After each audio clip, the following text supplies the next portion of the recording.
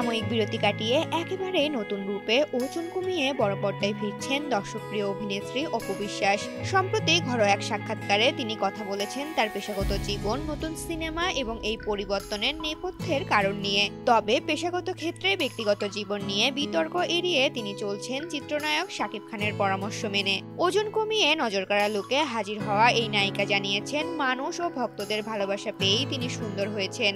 নতুন উদ্যমে কাজে ফেরা অপু বিশ্বাস পেশাগত জীবনে সম্পূর্ণ মনোযোগ দিতে চান। এ প্রসঙ্গে তিনি স্পষ্ট করেছেন, বারবার তাকে প্রশ্নবিদ্ধ করে এমন কোনো মন্তব্য তিনি মিডিয়ার সামনে করতে চান না।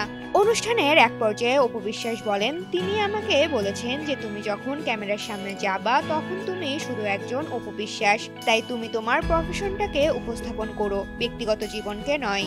অর্থাৎ শাকিব খানের দেয়া এই পরামর্শ মেনে অপু বিশ্বাস এখন থেকে ক্যামেরা বা সাংবাদিকদের সামনে শুধু তার পেশাগত জীবন তুলে ধরবেন, ব্যক্তিগত জীবনের কোনো বিষয় সামনে আনবেন না। আগামী ডিসেম্বর থেকে শুরু হচ্ছে অপু বিশ্বাসের নতুন সিনেমা সিক্রেটের শুটিং। এটি একটি রোমান্টিক অ্যাকশন থ্রিলার ঘরানার ছবি, যেখানে তিনি জুটি বাঁধবেন আদর রাজাদের সঙ্গে।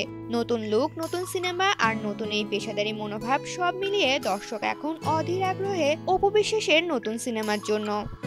ঋতুপর্ণা, জনকণ্ঠ।